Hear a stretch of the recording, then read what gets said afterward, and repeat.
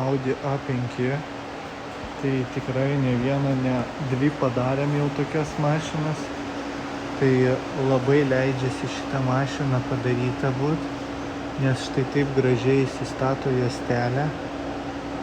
Galit matyti, kaip idealiai jinai tarp apdailos ir odinės panelės įlipo.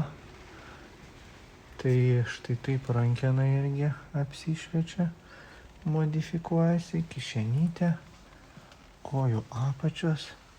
Dabar visada galėsit pasišviest savo batus, pamatyti, kaip gražiai blizga jūsų lakierkos. Tai štai taip priekinė juostelė atrodo. Štai taip pas mus atrodo kišenytė. Irgi diodas sumontuotas, rankena. Ir kadangi čia speedometras ir juostelę čia nekišam, nes dažniausiai trukdo vairuot, tai priėmėm sprendimą tiesiog virš daiktadėžės padaryti štai tokį gražų šešėlį krentantį. Ir duris, ir kojo apačios priekis. Tai daiktadėžė atsidaro. Viskas tvarkoj. Neblogų dalykų turi daiktadėžė klientas. Gal nerodysim. Tai va, štai tokį grožį mes turim A5. Tai čia sumontuotas pilniausias komplektas. Minus viena juostelė, kadangi į standartinį komplektą įeina 2 juostos iš centro. Čia nedėjom juostelės, tai gaunas biški pigiau negu pilnas komplektas.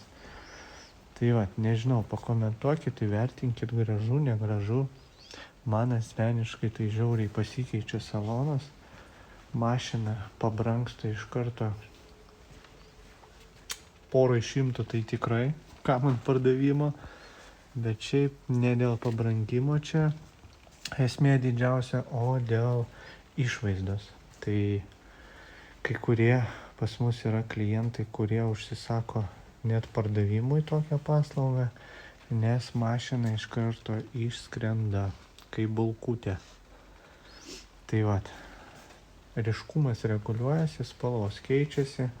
100 kartų sakiau, 100 kartų rodžiau.